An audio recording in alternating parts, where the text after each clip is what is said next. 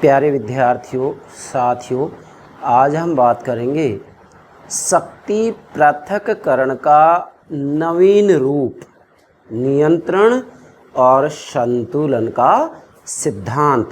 अर्थात आज की वीडियो क्लास में हम नियंत्रण और संतुलन के सिद्धांत पर चर्चा करेंगे, जो कि प्रत्येक प्रकार की प्रतियोगिता परीक्षा में किसी न किसी रूप में निश्चित रूप से पूछा जाता है।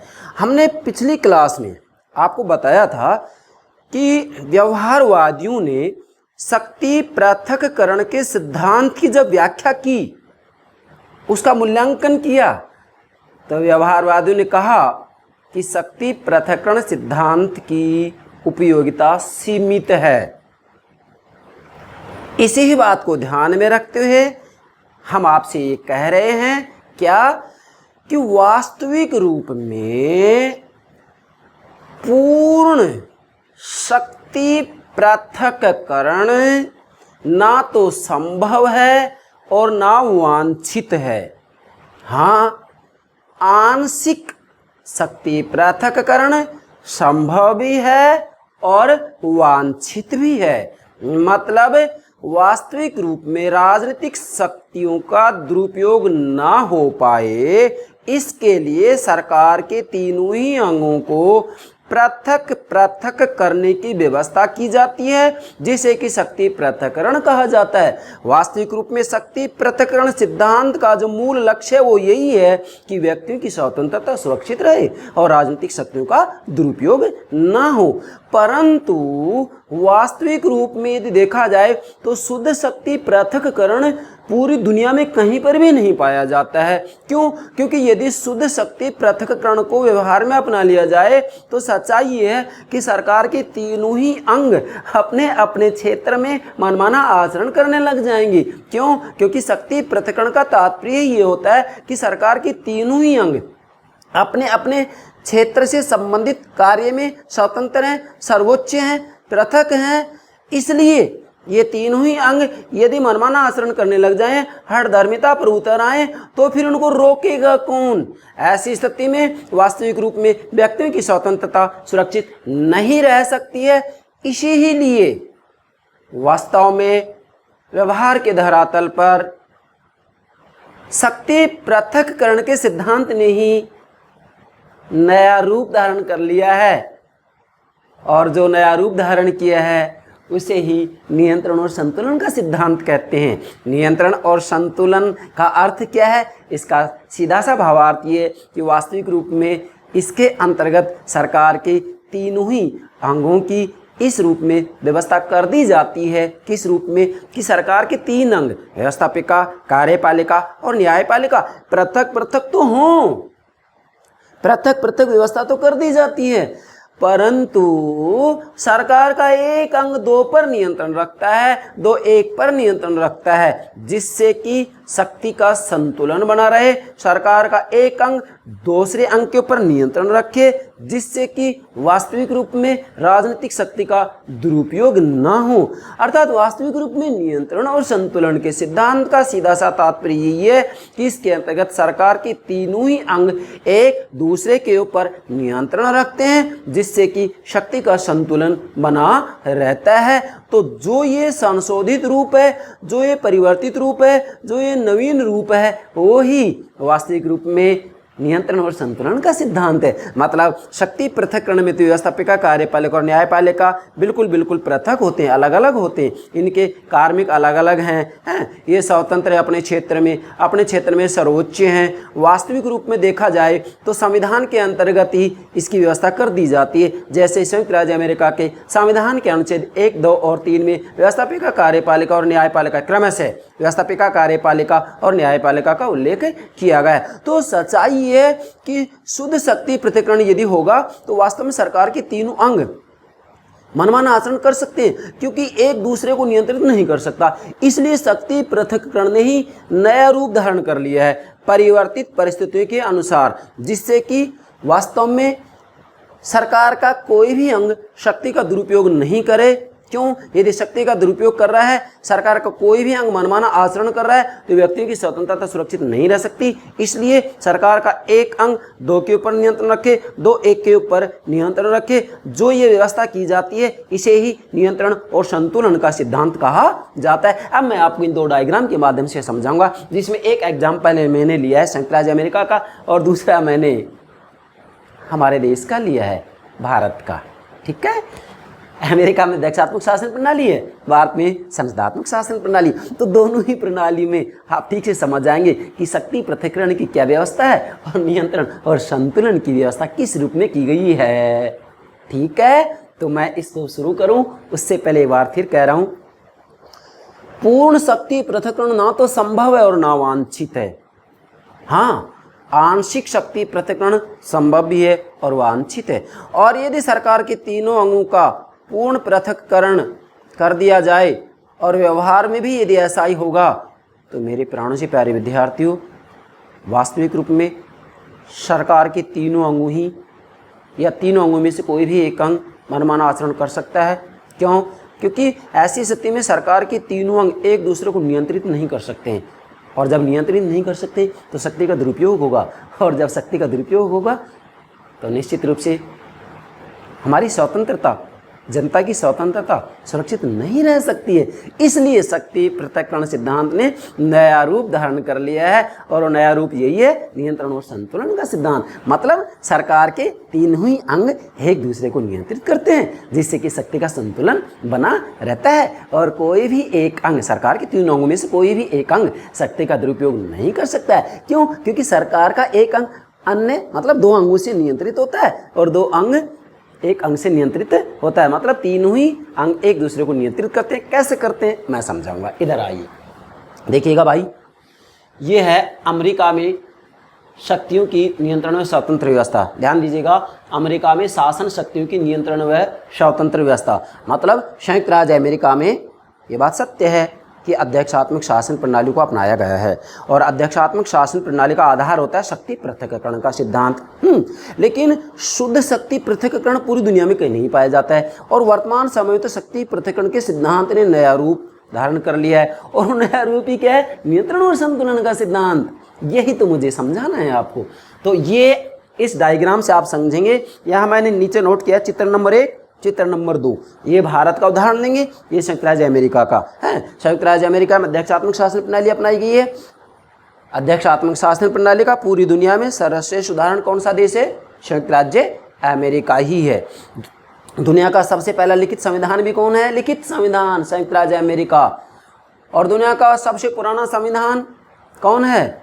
ब्रिटेन। हालांकि यह लिखित संविधान है, इसलिए वास्तविक रूप में ब्रिटेन के संविधान को सभी संविधान की जननी हैं, सभी संसदों की जननी, मंत्रिमंडल की जननी कहा जाता है। इस बात को ध्यान में रखते हुए हमने यहाँ पर उदाहरण भारत का लिया है। क्यों? क्योंकि भारत में संसदात्मक शासन प्रणाली को ही अपनाया गया है। तो चाहे आप इसे भारत के संदर्भ में समझें, चाहे ब्रिटेन के संदर्भ में समझें, हाँ, जब ये डायग्राम लेंगे तो फिर ये भारत के संदर्भ में होगा, क्योंकि ब्रिटेन में राजतंत्र है, भारत में गणतंत्र है। ये बात आपको नोट करनी है।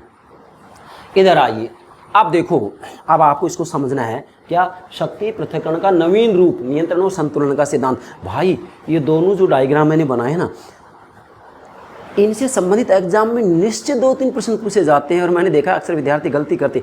मर्जी आए जैसा प्रश्न पूछा जाए, आप दोनों प्रणालियों को समझ रहे हैं, अध्यक्षात्मक, संसदात्मक, और दोनों में नियंत्रण और संतुलन की व्यवस्था किस रूप में की गई है, शक्ति पृथक्करण की व्यवस्था किस रूप में की गई। दोनों सिद्धांत एक साथ समाहित हैं, दोनों सिद्धांतों को आसानी से समझ सकते हैं। इधर आइए, देखो संयुक्त राज्य अमेरिका को उदाहरण ले रहे हैं हम। मतलब संयुक्त राज्य अमेरिका में किस रूप में शक्तियों का पृथक्करण किया गया है और किस रूप में नियंत्रण और संतुलन की व्यवस्था की गई। इसलिए मैंने नीचे नोट किया है चित्र नंबर 1, अमेरिका में शासन शक्तियों की नियंत्रण, संतुलन व स्वतंत्र व्यवस्था। नियंत्रण और संतुलन, सरकार के तीनों एक दूसरे के ऊपर नियंत्रण रखेंगे, जिससे शक्ति का संतुलन बना रहेगा, और इसी के साथ में स्वतंत्र व्यवस्था भी की गई है। जैसे कांग्रेस, संयुक्त राज्य अमेरिका की व्यवस्थापिका का नाम कांग्रेस है। कांग्रेस इधर ये राष्ट्रपति मतलब कार्यपालिका होगा, कार्यपालिका अध्यक्ष राष्ट्रपति होता है, और ये सर्वोच्च न्यायालय। तो सरकार के तीनों अंग पृथक पृथक नोट किए मैंने, व्यवस्थापिका, कार्यपालिका और न्यायपालिका पृथक पृथक दिखाई दे रहे हैं ना आपको, है ना। लेकिन अब आप देखिएगा यहाँ ये तीनों ही एक दूसरे को नियंत्रित कर रहे हैं।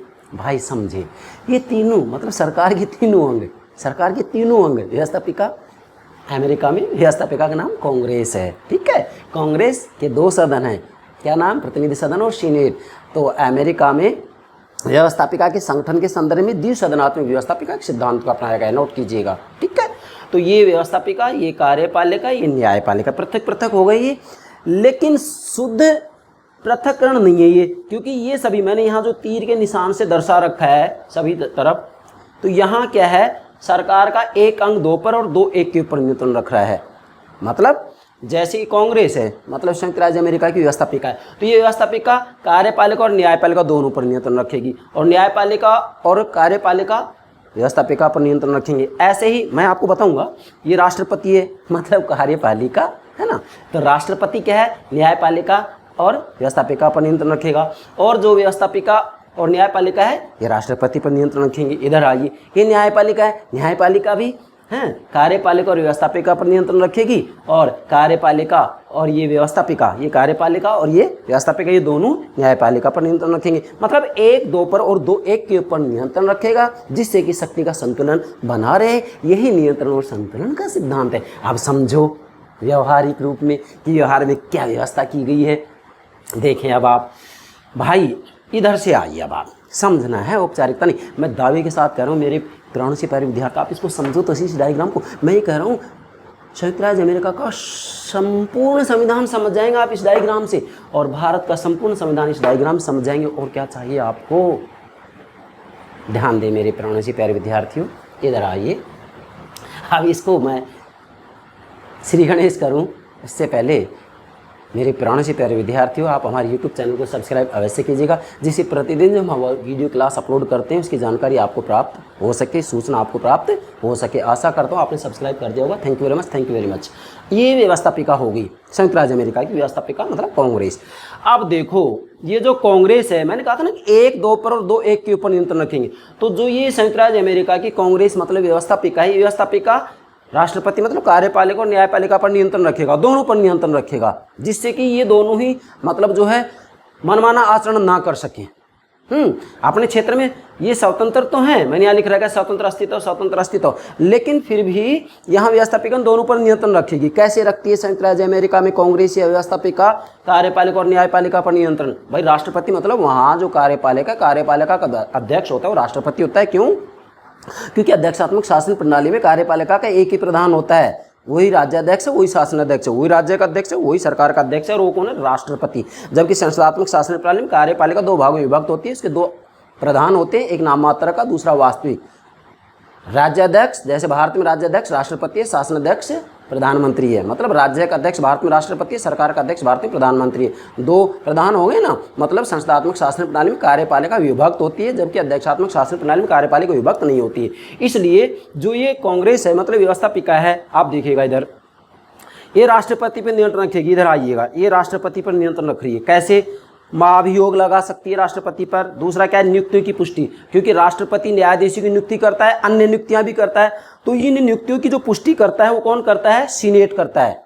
मतलब कांग्रेस के 2 सदन है ना, प्रतिनिधि सदन और सीनेट। तो वास्तविक रूप में नियुक्ति की पुष्टि सीनेट करती है। मतलब कांग्रेस का दूसरा सदन है, संयुक्त राज्य अमेरिका की व्यवस्थापिका का दूसरा सदन है सीनेट। तो सीनेट इन नियुक्ति की पुष्टि करती है। तो नियंत्रण हो गया इसके ऊपर, किसके ऊपर? कार्यपालिका पर, राष्ट्रपति पर। और तीसरा क्या? संधियों की पुष्टि। मतलब राष्ट्रपति के द्वारा विदेशों से जो संधियां की जाती हैं वो संधियां तभी लागू हो सकती हैं जबकि सीनेट उनकी पुष्टि कर दे। मैं बार बार बोल रहा हूँ, सीनेट, संयुक्त राज्य अमेरिका के कांग्रेस का दूसरा सदन सीनेट। सीनेट वास्तविक रूप में देखा जाए तो पूरी दुनिया में संयुक्त राज्य अमेरिका का दूसरा सदन सबसे ज़्यादा शक्तिशाली है, नोट कीजिएगा।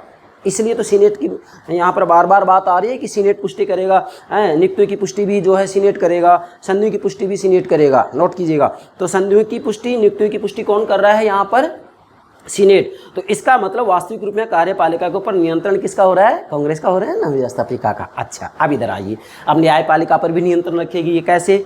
देखिएगा, न्यायाधीशों की नियुक्ति का अनुमोदन, न्यायाधीशों की नियुक्ति का अनुमोदन कौन करता है, क्योंकि न्यायाधीशों की नियुक्ति कौन कर रहे हैं, यहाँ पर राष्ट्रपति कर रहे हैं, और इन न्यायाधीशों की नियुक्ति का जो अनुमोदन कर रहे हैं वो व्यवस्थापिका करेगी। इन न्यायाधीशों की नियुक्ति का अनुमोदन व्यवस्थापिका करेगी, तो इसके ऊपर नियंत्रण हो गया। और दूसरा क्या है, न्यायाधीशों को हटाने के लिए अभियोग लगाना, महाभियोग लगाना, अभियोग लगाना, ये भी कौन लगाता है, कांग्रेस लगाएगा। तो इसका मतलब व्यवस्थापिका के द्वारा कार्यपालिका और न्यायपालिका दोनों पर नियंत्रण रखा जा रहा है ना भाई। ये अपने क्षेत्र में स्वतंत्र तो हैं लेकिन मनमाना आचरण नहीं कर सकते। अब व्यवस्थापिका दोनों पर नियंत्रण रख रही है। अब इधर आइए, इसके बाद में राष्ट्रपति अब इन दोनों पर नियंत्रण रखेगा। कैसे देखिएगा, इधर राष्ट्रपति वास्तविक रूप में न्यायपालिका पर नियंत्रण कैसे रखेगा, न्यायाधीश की नियुक्ति के द्वारा रखेगा। ध्यान दीजिएगा, किसके द्वारा, न्यायाधीश की नियुक्ति के द्वारा।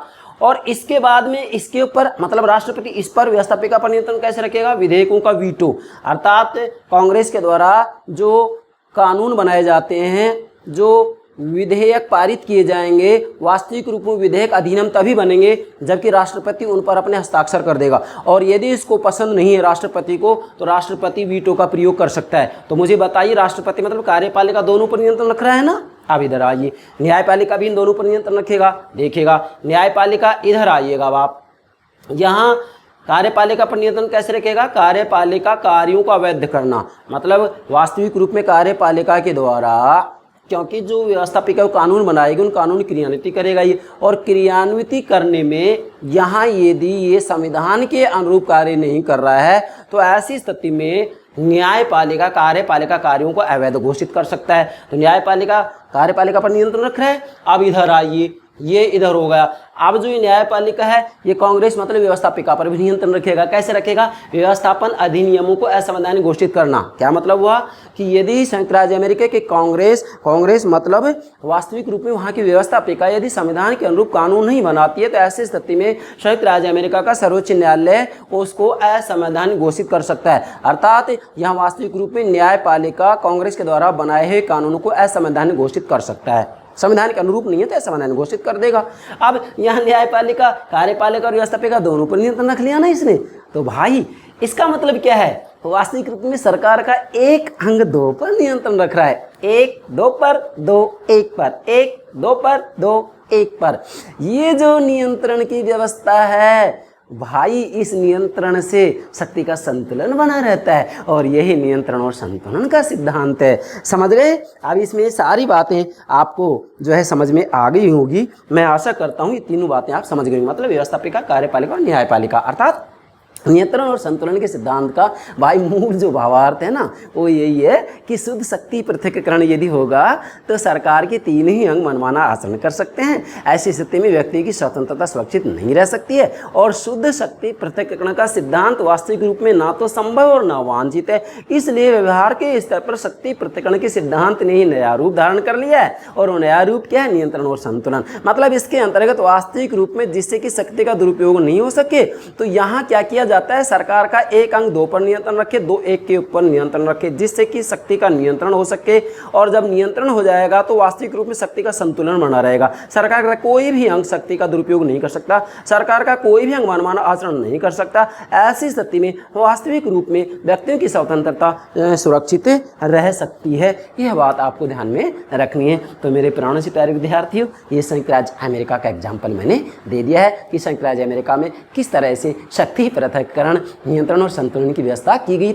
दोनों बातें आ गई। इसमें क्या क्या नियंत्रण और संतुलन भी होगा और इसी के साथ में क्या होगा, ये स्वतंत्र व्यवस्था भी होगी। इसलिए मैंने यहाँ लिखा है अमेरिका में शासन शक्तियों की नियंत्रण, संतुलन और स्वतंत्र व्यवस्था। अब इधर आइए, यहाँ इसके अंदर की बातें देखिए। अब देखिएगा ये कांग्रेस है, कांग्रेस की में यहाँ मैंने लिखा है जनता द्वारा चुनाव होता है। यस, संयुक्त राज्य अमेरिका की जो कांग्रेस मतलब व्यवस्थापिका दो सदन है, प्रतिनिधि सदन और सीनेट, तो इनका जनता के द्वारा चुनाव किया जाता है।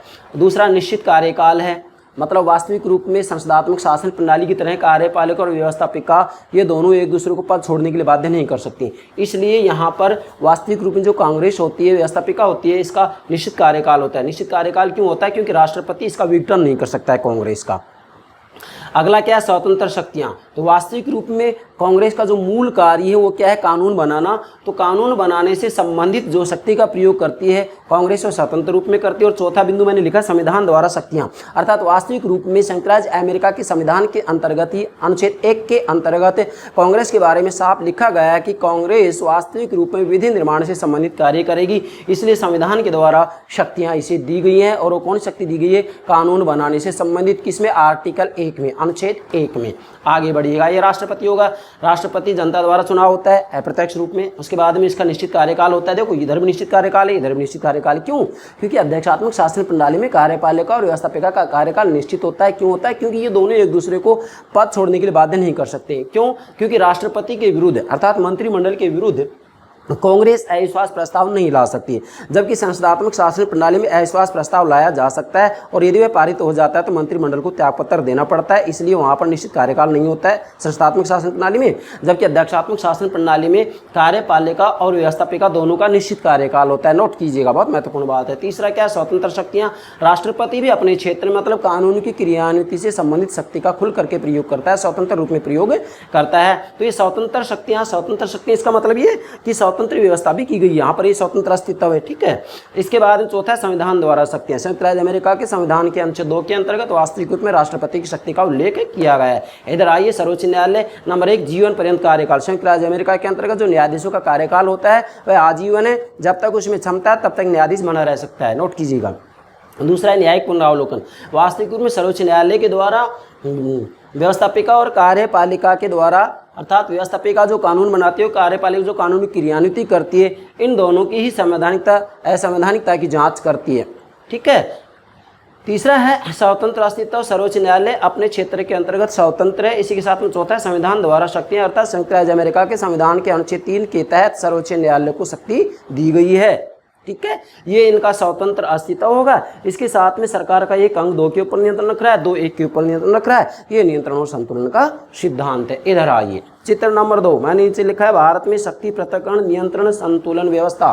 ध्यान दीजिएगा, भारत में शक्ति पृथक्करण नियंत्रण और संतुलन व्यवस्था मतलब यहाँ किस रूप में शक्तियों का पृथक्करण किया गया और किस रूप में नियंत्रण और संतुलन की व्यवस्था की गई। हाँ, ये बात आपको ध्यान में रखनी है कि भारत के अंतर्गत संसदात्मक शासन प्रणाली को अपनाया गया है और संसदात्मक शासन प्रणाली में वास्तविक रूप में शक्ति पृथक्करण आंशिक रूप में ही होता है। क्या कह रहा हूं मैं, आंशिक रूप में ही होता है। क्यों? क्योंकि संसदात्मक शासन प्रणाली में कार्यपालिका और व्यवस्थापिका का विलय हो जाता है और कार्यपालिका और व्यवस्थापिका का विलय होने के परिणाम स्वरूप एक नई संस्था का निर्माण होता है जिसे संसद कहा जाता है। आपके सामने देखिएगा, ये मंत्रिमंडल है, ये लोकसभा और राज्यसभा है। तो वास्तविक रूप में जो मंत्रिमंडल है कहाँ से निकल रहा है, वो यहाँ जो ये 2 सदन हैं लोकसभा और राज्यसभा, इनमें से ही निकलता है। मतलब वास्तविक रूप में मंत्रिमंडल का सदस्य यदि कोई बनता है तो ऐसी स्थिति में उसे वास्तविक रूप में व्यवस्थापिका का सदस्य बनना जरूरी है, चाहे वो लोकसभा का सदस्य हो और चाहे वह राज्यसभा का सदस्य हो। तो यहाँ वास्तविक रूप में ये मंत्रिमंडल कार्यपालिका और व्यवस्थापिका का विलय हो रहा है, जिसके परिणाम स्वरूप एक नई संस्था का निर्माण होता है जिसे संसद कहा जाता है। ठीक है। अब इसके बाद में वास्तविक रूप में संसदात्मक शासन प्रणाली के अंतर्गत ये बात भी सत्य है कि जो कार्यपालिका होता है उसके 2 प्रधान होते हैं, 2 भागों में विभक्त होती है। तो एक तो ये मंत्रिमंडल का जो अध्यक्ष होगा वो क्या कहलाएगा, प्रधानमंत्री। एक प्रधान तो प्रधानमंत्री होगा, दूसरा जो प्रधान अध्यक्ष हो राष्ट्रपति होगा। 2 हो गए, 2 भागों में विभक्त होगी। एक भाग तो ये होगा मंत्रिमंडल, दूसरा भाग ये होगा। मैं आपको बार बार कहता हूँ संसदात्मक शासन प्रणाली में कार्यपालिका 2 भागों में विभक्त होती है। आपके सामने 2 भाग।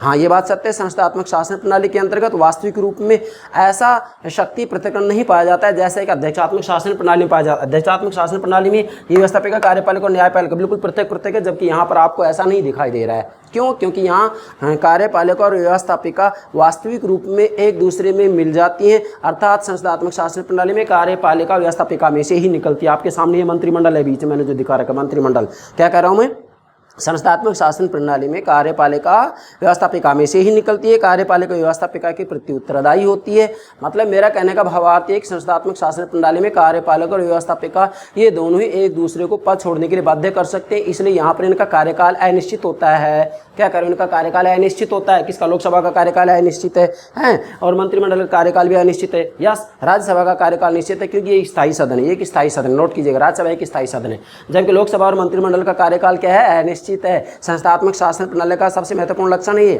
ठीक है। इसी के साथ में वास्तविक रूप में यहाँ पर कार्यपालिका मतलब मंत्रिमंडल वास्तविक रूप में लोकसभा के प्रति उत्तरदायी होता है, लोकसभा के प्रति उत्तरदायी होता है। वैसे कहें तो आप ये कहें कार्यपालिका व्यवस्थापिका के प्रति उत्तरदायी होती है। उत्तरदायित्व का सिद्धांत संस्थात्मक शासन प्रणाली का सबसे महत्वपूर्ण लक्षण, नोट कीजिएगा, उत्तरदायित्व का सिद्धांत संस्थात्मक शासन प्रणाली का सबसे महत्वपूर्ण लक्षण है। चलिए अब यहाँ वास्तविक रूप में देखें तो ये संसद होगी, ये राष्ट्रपति होगा, मतलब कार्यपालिका दो भागों में विभक्त होगी। इसके बाद में ये सर्वोच्च न्यायालय होगा। चाहे संसदात्मक शासन प्रणाली में यदि आप देखेंगे तो वास्तविक रूप में किसी न किसी रूप में न्यायपालिका की अलग से व्यवस्था कर दी जाती है। हालांकि यहाँ पर कार्यपालिका और व्यवस्थापिका का विलय हो जाता है, परंतु विलय होने के बाद भी किसी न किसी रूप में आंशिक रूप में शक्ति का पृथक्करण भी पाया जाता है। आपके सामने है ये न्यायपालिका हो गया। इसके बाद में यहाँ पर जो है ये संसद होगी, मतलब व्यवस्थापिका, और यहाँ जो मैंने ऊपर दिखा रखा है राष्ट्रपति, ये एक प्रकार से कार्यपालिका होगी। हालांकि कार्यपालिका के यहाँ दो प्रधान है, क्योंकि कार्यपालिका यहाँ पर भी मंत्रिमंडल है और यहाँ पर भी कार्यपालिका है, परंतु इसको थोड़ा सा पृथक रूप में इसकी व्यवस्था की गई है संविधान के अंतर्गत ही। कैसे? जैसे मैंने यहाँ पर राष्ट्रपति के अंतर्गत दूसरा बिंदु लिखा है संवैधानिक अधिकार, अर्थात भारतीय संविधान के अनुच्छेद 53 में 53 में स्पष्ट रूप में लिखा गया है कि संघ की कार्यपालिका शक्ति राष्ट्रपति के हाथों में निहित होगी।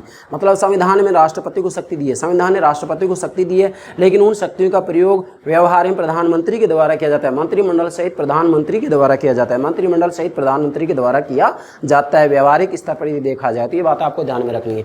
अब यहाँ पर भी आप देखिएगा किस रूप में जो है स्वतंत्र व्यवस्था की गई और किस रूप में नियंत्रण और संतुलन की व्यवस्था। स्वतंत्र तो ये है ही, इधर न्यायपालिका होगा, इधर व्यवस्थापिका होगा, ये कार्यपालिका होगा, लेकिन फिर भी ये एक दूसरे के ऊपर नियंत्रण रख रहे हैं। कैसे? इधर आइएगा, ये राष्ट्रपति होगा, इसका अप्रत्यक्ष चुनाव होता है भारत में। इसके बाद में संवैधानिक अधिकार अनुच्छेद 53 के अंतर्गत साफ लिखा गया कि संघ की कार्यपालिका शक्ति राष्ट्रपति के हाथों में निहित होगी। कौन से अनुच्छेद में? अनुच्छेद 53 के अंतर्गत, नोट कीजिएगा 53 में।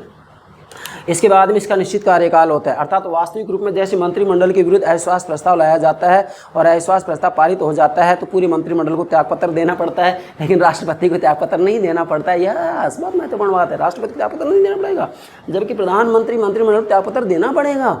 इसलिए इसका जो कार्यकाल है वो निश्चित होता है। हाँ, वो बात अलग है कि महाभियोग के आधार पर इसको पद से हटाया जा सकता है यदि यह वास्तविक रूप में देशद्रोही है, विश्वासघात कर रहा है, तो ऐसी स्थिति में महाभियोग की प्रक्रिया के द्वारा राष्ट्रपति को पद छोड़ने के लिए बाध्य किया जा सकता है। अब इधर आइए, राष्ट्रपति हो गए।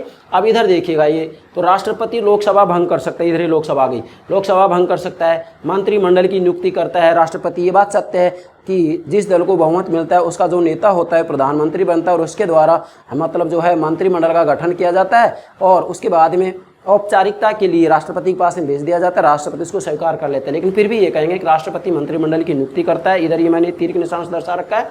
और महाभियोग, यहाँ राष्ट्रपति जो है वास्तविक रूप में देखेंगे तो यहाँ राष्ट्रपति के ऊपर जो है संसद महाभियोग लगा सकती है। मतलब यहाँ संसद इसके ऊपर नियंत्रण रख रही है, किसके ऊपर? राष्ट्रपति के ऊपर, और राष्ट्रपति जो है संसद के ऊपर नियंत्रण रख रहा है, एक दूसरे के ऊपर नियंत्रण रख रहे हैं जिससे कि शक्ति का दुरुपयोग नहीं हो सके। इधर आइए, ये जो राष्ट्रपति है इधर से भी नियंत्रण रख रहा है संसद के ऊपर। कैसे? नंबर 1, राष्ट्रपति उद्घाटन भाषण देता है। नंबर 2, राष्ट्रपति सत्र बुलाता है, संसद का सत्र बुलाता है। मैं आशा करता हूँ यहाँ पर मुझे ज़्यादा समझाने की जरूरत नहीं है, कारण क्योंकि भारतीय विद्यार्थियों को इसकी ठीक से जानकारी है। हाँ, संयुक्त राज्य अमेरिका के बारे में मैंने डिटेल समझा दिया था, बाकी यहाँ ज़्यादा बताने की आवश्यकता नहीं है, क्योंकि मेरा जो मूल यहाँ पर ध्यान आकर्षण हो रहा है वो ये है कि भारतीय विद्यार्थियों को किसी न किसी रूप में भारतीय राज्य व्यवस्था की जानकारी है ही है। हाँ, मैं भारतीय राज्य व्यवस्था के ऊपर जो पूरा पेपर है अलग से पूरा पेपर आपको समझाऊंगा प्रतिदिन।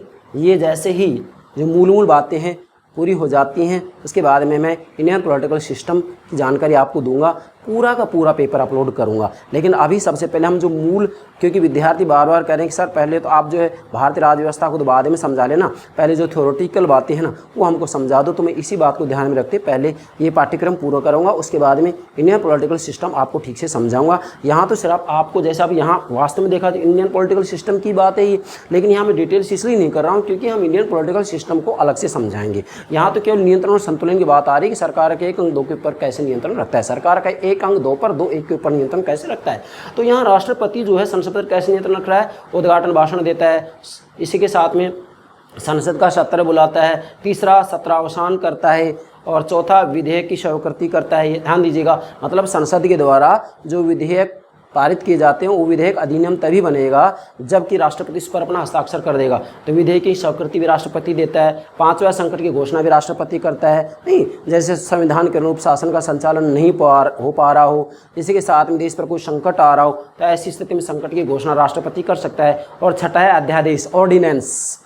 जब संसद 70 में नहीं हो तो ऐसी स्थिति में राष्ट्रपति अध्यादेश जारी कर सकता है। क्या कह रहा हूँ, जब संसद 70 में नहीं हो तो ऐसी स्थिति में राष्ट्रपति अध्यादेश जारी कर सकता है। तो इधर से भी जो है राष्ट्रपति संसद पर नियंत्रण रख रहा है। अब इधर आइए, इसके बाद में ये सर्वोच्च न्यायालय है। अब सर्वोच्च न्यायालय इन दोनों पर नियंत्रण कैसे रखेगा, इधर आइए, इसके माध्यम से इधर पूछिएगा। ये इधर राष्ट्रपति पर नियंत्रण कैसे रख रहा है, कार्यपालिका कार्यों का पुनरावलोकन करेगा। मतलब सर्वोच्च न्यायालय ये देखेगा कि वास्तविक रूप में यहाँ पर जो ये राष्ट्रपति है वह वास्तव में जिस रूप में व्यवस्थापिका ने कानून बनाए हैं, संसद ने कानून बनाए हैं, उसके अनुरूप उनकी क्रियान्विति करवा रहा है या नहीं।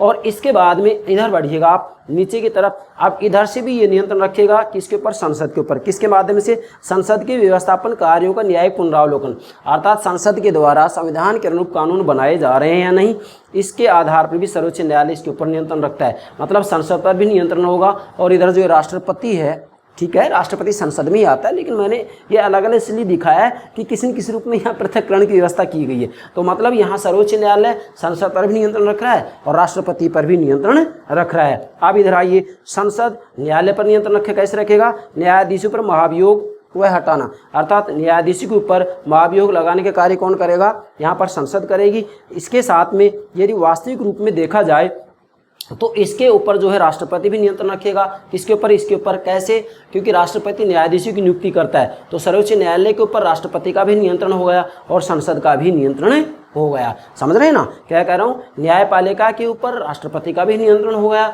और संसद का भी नियंत्रण हो गया। इधर देखिएगा, ये संसद का भी नियंत्रण हो गया और न्यायपालिका राष्ट्रपति पर भी और संसद पर भी नियंत्रण रखती है। क्या कह रहा हूँ, न्यायपालिका राष्ट्रपति पर और संसद पर भी नियंत्रण रखती है, अर्थात सरकार का 1 अंग 2 पर और 2 1 के ऊपर नियंत्रण रखा है। हालांकि संसदात्मक शासन प्रणाली के अंतर्गत वास्तविक रूप में वैसा शक्ति पृथक्करण नहीं पाया जाता है जैसा कि अध्यक्षात्मक शासन प्रणाली में। क्यों, क्योंकि संसदात्मक शासन प्रणाली में ये मंत्रिमंडल है ना, जो ये कार्यपालिका और व्यवस्थापिका का विलय हो जाता है और इन दोनों का विलय होने के परिणाम स्वरूप एक नई संस्था का निर्माण होता है जिसे संसद कहा जाता है। इसी कारण इसे संसदीय शासन प्रणाली कहा जाता है। क्योंकि संसदात्मक शासन प्रणाली में वास्तविक रूप में राजनीतिक व्यवस्था जो होती है उसमें शक्ति का जो केंद्र होता है वो संसद होती है, अर्थात संसद ही व्यवस्थापिका और कार्यपालिका के ऊपर पूर्ण रूप में नियंत्रण रखती है। मतलब मैं यूं कहूँगा कि संसद ही संसदात्मक शासन प्रणाली में कार्यपालिका और व्यवस्थापिका की नियंत्रक और निर्देशक होती है, नियंत्रक और निर्देशक होती है। इसलिए ये कहा जाता है कि संसदात्मक शासन प्रणाली में राजनीतिक व्यवस्था में शक्ति का केंद्र संसद होती है। नोट कीजिएगा, शक्ति का केंद्र संसद होती है, इसलिए इसे संसदीय शासन प्रणाली कहा जाता है। इसलिए इसे क्या कहा जाता है, संसदीय शासन प्रणाली कहा जाता है। तो आपने इसमें देखा कि वास्तविक रूप में ये सभी मतलब न्यायपालिका, संसद और राष्ट्रपति एक दूसरे की शक्ति को नियंत्रित कर रहे हैं जिससे कि शक्ति का संतुलन हो जाए और कोई भी एक पार्ट, एक अंग है ना, शक्ति का दुरुपयोग नहीं करे। ये है भारत में क्या, शक्ति पृथक्करण, नियंत्रण व संतुलन की व्यवस्था। वैसे देखा जाए तो पूरी भारतीय राज्य व्यवस्था को यदि आप ठीक से समझना चाहते हैं तो ये डायग्राम बनाइएगा और इस डायग्राम के आधार पर आप, मैं ये कहता हूँ विश्वास से कि संपूर्ण इंडियन पॉलिटिकल सिस्टम को आप आसानी से समझ सकते हैं। मैंने तो केवल यहाँ पर नियंत्रण और संतुलन के सिद्धांत की बातें की है। तो मेरे प्राण से प्यारे विद्यार्थियों, ये हो गया आपका शक्ति पृथक्करण का नवीन रूप, नया रूप, परिवर्तित रूप, बदला हुआ रूप, क्या, नियंत्रण व संतुलन का सिद्धांत। फिर कह रहा हूँ, नियंत्रण और संतुलन के सिद्धांत का अर्थ क्या है कि नियंत्रण और संतुलन में वास्तविक रूप में सरकार का 1 अंग 2 पर नियंत्रण रखता है जिससे कि शक्ति का संतुलन बना रहता है और सरकार का कोई भी 1 अंग शक्ति का जो है दुरुपयोग नहीं कर पाता है, मनमान आचरण नहीं कर पाता है। ऐसी स्थिति में व्यक्तियों की स्वतंत्रता सुरक्षित रह पाती है और राजनीतिक शक्ति का दुरुपयोग नहीं हो पाता है। परंतु यदि व्यवहार के धरातल पर देखा जाए तो मेरे प्राणों से प्यारे विद्यार्थियों, अंत में जो मैं बात बोल रहा हूँ इसको नोट कीजिएगा। व्यवहार के धरातल पर देखा जाए तो आज नियंत्रण और संतुलन के सिद्धांत की भी धीरे धीरे सार्थकता समाप्त होती जा रही है। क्यों? क्योंकि नियंत्रण और संतुलन का सिद्धांत ये कहता है कि सरकार का एक अंग दो पर नियंत्रण रखे, दो एक के ऊपर नियंत्रण रखे। परंतु व्यवहार में हम देखते हैं कि पूरी दुनिया में चाहे संस्थात्मक शासन प्रणाली हो और चाहे अध्यक्षात्मक शासन प्रणाली हो, जैसे संयुक्त राज्य अमेरिका में अध्यक्षात्मक शासन प्रणाली है, भारत में और ब्रिटेन में जो है संसदात्मक शासन प्रणाली है। चाहे संसदात्मक शासन प्रणाली हो, चाहे अध्यक्षात्मक शासन प्रणाली हो और चाहे अर्ध अध्यक्षात्मक शासन प्रणाली हो, जैसा कि फ्रांस और स्विट्जरलैंड में, मेरे प्राणों से प्यारे विद्यार्थियों, सर्वत्र सभी जगह पूरी दुनिया में वास्तविक रूप में कार्यपालिकाएं शक्तिशाली होती जा रही हैं। तो कहाँ नियंत्रण हुआ, कहाँ संतुलन हुआ? लॉर्ड हेवार्ट ने इसलिए तो कहा है कि एक नई तानाशाही है, मतलब कार्यपालिका के अंतर्गत शक्तियों का केंद्रीकरण होता जा रहा है, केंद्रीकरण हो रहा है, केंद्रण हो रहा है। लॉर्ड हेवर्ट कह रहे हैं कि ये नई तानाशाही है। लॉर्ड हेवर्ट ने अपनी पुस्तक न्यू डेस्पोटिज्म में कहा है, नई तानाशाही में कहा है कि कार्यपालिका एक नई तानाशाही है, मंत्रिमंडल एक नई तानाशाही है, इसमें शक्तियों का केंद्रीकरण होता जा रहा है। समय रहते रोकिएगा, अन्यथा हमारी स्वतंत्रता को निगल जाएगी। तो मुझे बताइए, नियंत्रण और संतुलन के सिद्धांत की कहाँ सार्थकता है व्यवहार में? व्यवहार में तो पूरी दुनिया में कार्यपालिकाएं शक्तिशाली होती जा रही है, कार्यपालिकाओं में शक्तियों का केंद्रीकरण होता जा रहा है। इसलिए संसदात्मक शासन प्रणालियों के बारे में कहा जाता है कि वहाँ पर प्रधानमंत्रियों के हाथों में शक्ति का केंद्रीकरण होता जा रहा है, इसलिए उसे प्रधानमंत्री शासन प्रणाली कहा जाता है। और अध्यक्षात्मक शासन प्रणाली में वास्तविक रूप में राष्ट्रपति के हाथों में शक्तियों का केंद्रीकरण होता जा रहा है, इसलिए उसे राष्ट्रपति शासन प्रणाली कहा जाता है। तो बताइए मुझे, कहाँ नियंत्रण और संतुलन हुआ, कहाँ शक्ति पृथक्करण हुआ? तो व्यवहार के धरातल पर देखा जाए तो पूरी दुनिया के अंतर्गत कार्यपालिकाओं में शक्तियों का केंद्रीकरण होता जा रहा है। यस, आप मैं यहाँ ये कहना चाहूँगा कि वास्तविक रूप में यदि हम राजनीतिक व्यवस्था को गंभीरता से समझना चाहते हैं तो फिर चाहे सरकार का कोई भी अंग क्यों ना हो, राजनीतिक व्यवस्था का कोई भी अंग उपांग क्यों ना हो, उसमें यदि शक्ति का केंद्रीकरण हो रहा है, सरकार का कोई भी एक अंग उपांग यदि बहुत ज़्यादा शक्तिशाली होता जा रहा है, तो ये राजनीतिक व्यवस्था के लिए अच्छा संकेतक नहीं है। ठीक है, आशा करता हूँ मेरे प्यारे विद्यार्थी सारी बात समझ गए होंगे। बातें बहुत लंबी हैं लेकिन वीडियो लंबी बन जाएगी, इसलिए मैं इसको यहीं पर विराम देता हूँ। अब नेक्स्ट वीडियो में, अभी चूँकि नियंत्रण और संतुलन की बातें बची हुई हैं, नियंत्रण और संतुलन के सिद्धांत की बातें शेष हैं, तो अगली वीडियो में हम नियंत्रण और संतुलन के सिद्धांत की जो बची हुई बातें हैं वो मैं मेरे प्राणों से प्यारे विद्यार्थियों को समझाऊँगा। Thank you very much, thank you very much.